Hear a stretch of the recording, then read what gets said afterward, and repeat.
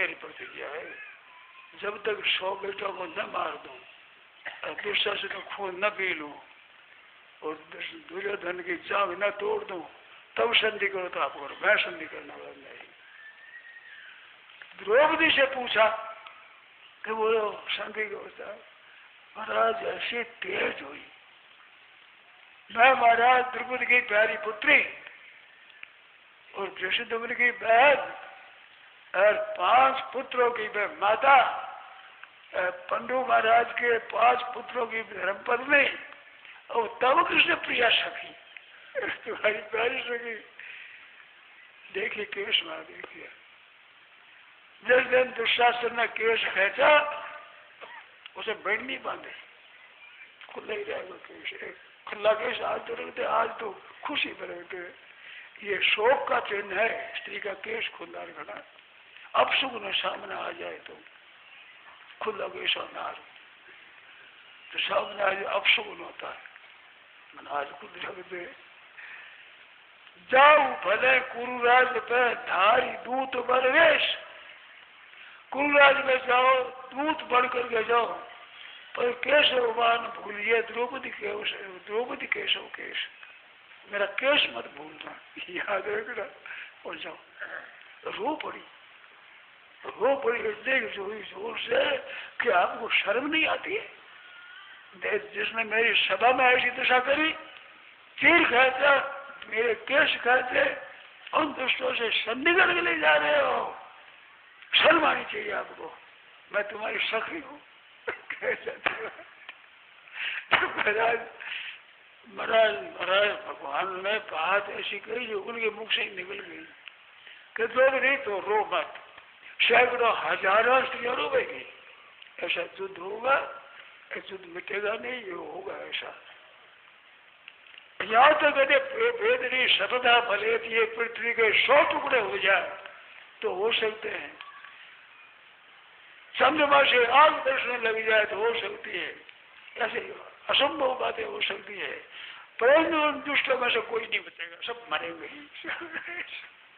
जो बात थी बन गई, महाराज इतने तेजी से कहा तो वो बात भी निकल गई भगवान से, जो गुप्त रहते हैं भगवान बताते नहीं, क्या होगा कैसे होगा इस बात को कहते नहीं भविष्य की। द्रौपदी को कह दिया तो घबरा मत, पांडवों का अपजस हो जाए तो युद्ध किया तो इनका अपजस न हो जाए, इस बात से संधि का प्रस्ताव ले जाता हूँ, वे मानेंगे नहीं और मरेंगे भी तो कुछ खत्म होगा ही। तो उसको भी शक ही बताया अपना। सुभद्रा के साथ ब्याह हुआ तो भगवान ने बड़ी शर्म आई कि भाई ये द्रौपदी कैसे सहेगी, सौतीली दाह होती ना, सौत बढ़ जाए। तो उसको अपनी बहन को समझाया कि तू राजी कर दी, पहले द्रौपदी ने राजी करी वो किस तरह से रुष्ट न हो जाए। भगवान कितना ख्याल रखते हैं, विशेष ख्याल रखते हैं, बहुत। कहना तात्पर्य है कि भगवान चेला नहीं बनाते हैं, सखा बनाते हैं, सखा का बरोबर आदर देते हैं। ऐसे संत महात्मा भी सखा बनाते हैं, मित्र बनाते हैं, भगवान को भी मित्र और भी मित्र। शेर दिन एक बात कही थी, वो भी बार बार नहीं कहने जैसी बात कही है। सत्संग में सुनाया कि आप लोग सब अपना कल्याण करने के लिए सत्संग में आए हो, तो सबका कल्याण कर दूं तो ये उचित बात, क्यों भिक्षा गया हो तो भिक्षा देनी चाहिए, जिस उद्देश्य आवे वो उद्देश्य पूरा करना चाहिए। तो सबका मैं उद्देश्य नहीं कर सकता, तो नहीं कर सकता तो कौन करेगा, हमारे मित्र करेगा। सरकार कर्जा ज्यादा हो जाता है, वो नहीं दे सकता तो कर्जा सरकार चुकाती है, वो तो उसी संपत्ति 1 2 ना 4 आना 8 आना चुकाते हैं। अरे हमारे प्रभु तो पूरा चुकाते हैं, पूरा चुकाते हैं, तो तुम्हारा उद्धार तो भगवान करेगा भाई, हम तो कर नहीं सकते। तो हमारा कर्जा उतारेगा कौन, हमारा कर्जा तो वो उतारेंगे, तो हम तो उतार सकते नहीं। तो सत्संग आने वालों का सबका उद्धार होगा, भगवान उद्धार करे। शेरदिन साहब शब्द गए, मैं नहीं उद्धार कर सकता, तो हमारे मित्र करेंगे, सरकार करेगी। सरकार तो उसे पैसों से ही चोला चालाना 8 आना चुकाते हैं, और भगवान अपनी तरफ से पूरा चुकाते हैं, किसी कर्जा जितना पूजा। तो हमारे पर आप लोगों का बड़ा कर्जा है, जो आप कल्याण के लिए आए हो, तो आपकी पूर्ति में कर नहीं सकता, तो सरकार करेगा, अपने चर्चा करो। इस वास्ते संत महात्माओं की चाल देखी तो वे गुरु नहीं बनते हैं, सलाह देते हैं, सखापन करते हैं, सबके साथ मित्रता रखते हैं। सलाह तो नहीं दे सकता है, मित्र दे सकता सलाह। परमात्मा की चाल ऐसे हो गई, ऐसे हो गई, तो सलाह देने में तो कोई बाधा नहीं, गुरु बनने में बाधा होती है। गुरु बनने में भाग आता है सब पूरा। गुरु बन गया तो फिर चेला का निश्चिंत रहना चाहिए। वो निश्चिंत होने के लिए तो शेर जी भी कहते थे, सगा सोच त्यागो बल मोरे, सब विधि घटव काज में तोरे। सब विधि, लोग और परलोक और कल्याण सब काम मैं करूंगा। तो इसलिए भगवान करेंगे भाई, हम तो कर नहीं सकते। अब भार सब भगवान पर है। अपना सत्संग करते हैं उनके नियम से, उनके नीति से, हम क्या करें। तो मैं तो इतना भी नहीं रहता, मैं तो मेरी एक वासना पूरी करता हूँ। सुनाने की हमारे मन में थी, सुनाने की, व्याख्यान देने की मन में थी। तो व्याख्यान शुरू कर दिया। महाराज इतना काम पड़ा, कितना मैं खुद उगता गया, रात दिन 8 10 12 घंटा खोलना। फिर मैंने सोचा भी इतनी बात कैसे आ गया, तो फिर याद आई, मन में आई थी व्याख्यान दे देगी। इस बार तो भगवान ने मौका दिया। तो अब भी मेरा प्रश्न है सत्संग करने का। ये महाराज बैठ दे करे तो बोलो मत ज्यादा, बैठो मत, फिरो मत।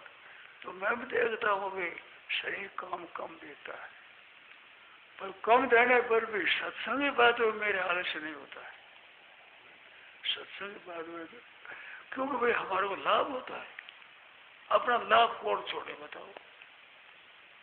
अपने अपने स्वार्थ कारण सबको ही धन खोए, परमात्मा काम बदे टुक टुक को जो है स्वार्थ अपना अपना सब चाहते हैं।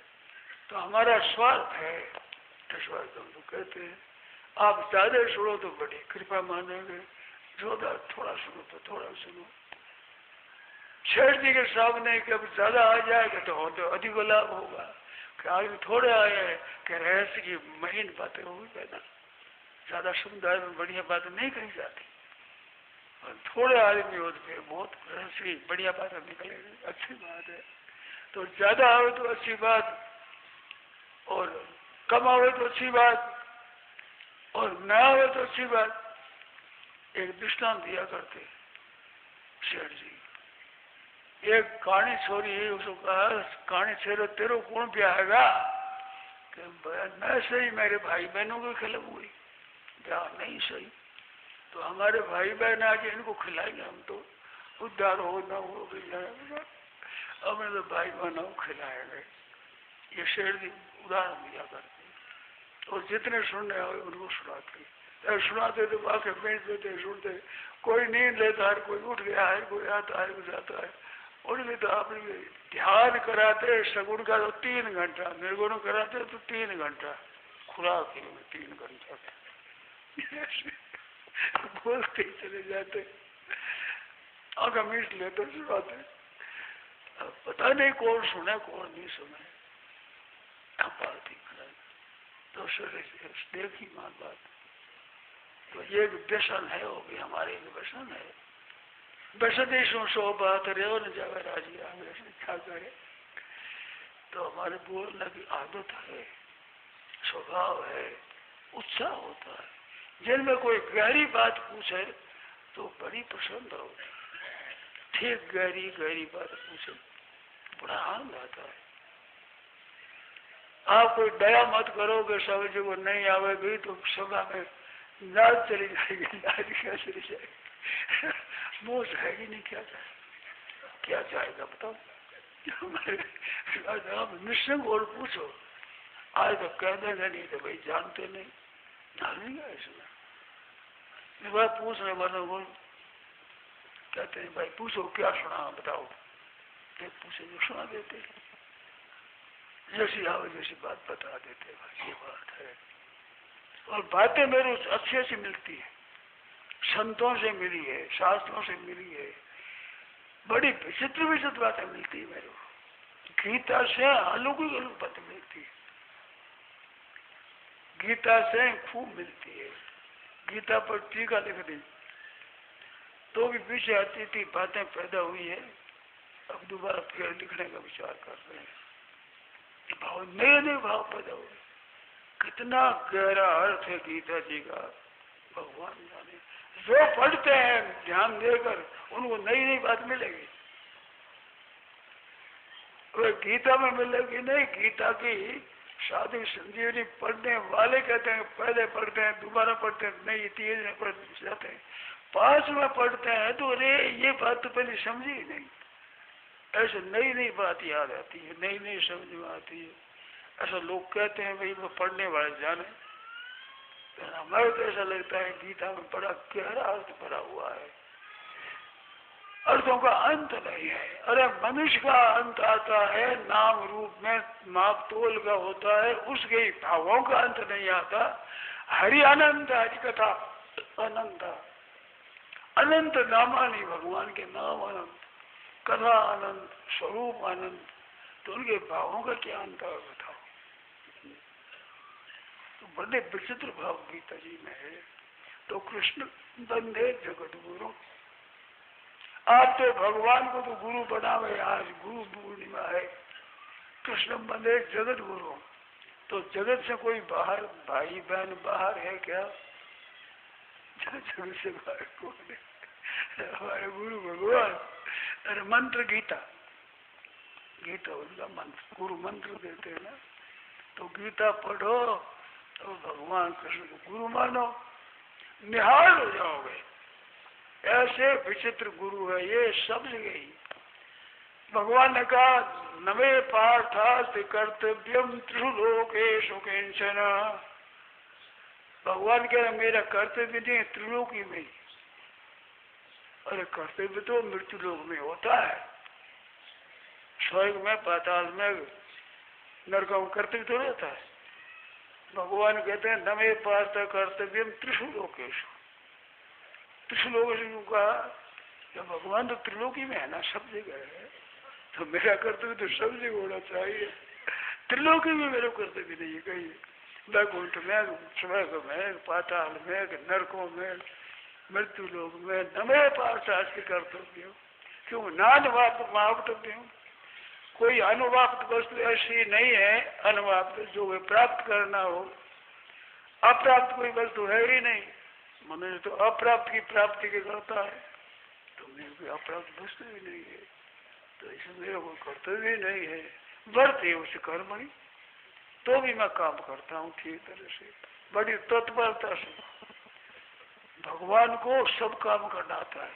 ये तो सर्व भाषाविद भगवान का नाम है, सबकी भाषा जानते हैं, उड़िया भी जानते हैं, बंगला भी जानते हैं, गुजराती जानते हैं, मारवाड़ी सब भगवान सब भाषा जानते हैं। एक वर्ष सब काम करना आता है, भगवान को काम सब करना आता है। घोड़े भी हाँकने आते हैं, पत्थर उठाना भी काम आते हैं। सखू भाई के या स्त्री बन गए, सास की ससुर की सेवा करी तो स्त्री का काम भी आता है, रसोई बना भी आता है, रथ चलाना भी आता है। कौन सा काम भगवान को नहीं आता? देखो भगवान काम क्या कहे, संसार में जितनी कलाएं हैं, जितनी विद्या है, जितनी चतुराई है, ये मूल में भगवान के न हो तो कहां से आएगी? अनंत ऐश्वर्य, अनंत कलाएं, अनंत विद्या, अनंत। अभी तक संसार में प्रकट नहीं हुई ऐसी विद्या बहुत सी। शेर जी कहते थे साधन प्रणाली कर्म योग, ज्ञान योग, भक्ति योग है, लय योग, हठ योग, राजयोग, मंत्र कई योग है, परंतु कई ऐसे साधन है जो अभी तक प्रकट नहीं हुए। और भी साधन है, यही बात नहीं इतने साधन तो नहीं है, और भी साधन है जो दिखते कई तरह के साधन, साधन कई तरह के, क्योंकि सब दुनिया मात्र जब गीता से अपना उद्धार चाहती है तो सबके लिए योग चाहिए ना उत्तर, छोटा हो बड़ा हो पापी, अब से पापे भ्या सर्वे भ्य, पाप कर सर्व ज्ञान को भी बताओ न तो वो वैराग समाज संपत्ति मुमुक्षुता साधन सस्तु से संपन्न हो विवेक वैराग्य, 8 साधन बताया अंतर, विवेक वैराग्य समाज संपत्ति मुमुक्षुता और श्रवण मनन निध्यासन तत्व पदार्थ शोधन। भगवान कहते हम आ जाओ सीधे ही, अब चेदसी पापे भ्य सर्वे भ्य, संपूर्ण जितने संसार सुदुराचारी, बढ़िया दुराचारी, बढ़िया से बढ़िया दुराचारी, पापी से पापी दुराचारी, बढ़िया दुराचारी, वो भी मेरे शरण हो जाए उसे कल्याण हो जाता है। अब अधिकारी हो जाए कहना ही क्या है। इस बात से भगवान गुरु ऐसे गुरु है, आप कैसे ही हो चला जाओ सबको मिलेगा, सबको उपदेश मिलता है, पापी से पापी हो। तो कर्म योग में भी, भक्ति योग में भी अभिचेत सुदुराचार हो, ज्ञान में अभिचेत पापी भी, और गत संग से मुक्त से ज्ञानावस्थित से यज्ञ आचरत कर्म, केवल यज्ञार्थात कर्मणो अन्यत्र लोको कर्म बंधन, और यज्ञ आचरत कर्म समग्र प्रवृत्ति, कर्मयोग से भी सब पूर्ण नष्ट हो जाए, पाप सब बंधन मिल जाए। ऐसा भगवान ने ज्ञान योग, कर्म योग, भक्ति योग ऐसा बताया है। एकादश में योगास्त्र मया प्रभुता निरांशय से। गीता में एक बहुत विलक्षण बात मिली हमें, कई विलक्षण मिली। लोकेशमें विविधा निष्ठा, ये ज्ञान योग और कर्म योग ही लौकिक निष्ठा है। ये विमोषो लोक एक क्षर साक्षर, क्योंकि शरीर ये तो अक्षर है, इसमें रहने वाला अक्षर है, तो शरीर की दृष्टि से कर्मयोग है और आत्मा की दृष्टि से ज्ञान योग है। ये दो तो है, लौकिक है दो नहीं, और उत्तम पुरुष तो अन्य, भक्ति अन्य है, वो लौकिक नहीं है, अलौकिक है वो। ये लौकिक ज्ञान योग लौकिक, कर्म योग लौकिक। कर्म योग है वो भौतिक साधना है, ज्ञान योग है आध्यात्मिक साधना है, और भक्ति वो आस्तिक साधना है। भगवान को मान लो बस, आत्मा का अनुभव होता है। कर्म योग में सेवा होती है, तो शरीर संपत्ति वो तो सेवा करने के लिए है, और अध्यात्म विद्या है जैसे ज्ञान से बोध होता है, और भगवान की भक्ति तो आस्तिक शास्त्री सब श्रद्धावान लगते ज्ञान भी मिलता है, ज्ञान भी मिलता है, भक्ति भी मिलती है।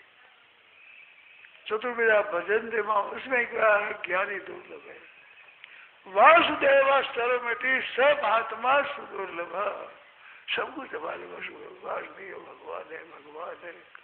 नमः पुरस्तात् तथ प्रेष्ठतस्ते नमोस्तुते सर्वतैव सर्व। वायुर्यमोऽग्निर्वरुणः शशाङ्क प्रजापतिस्त्वं प्रपितामहश्च।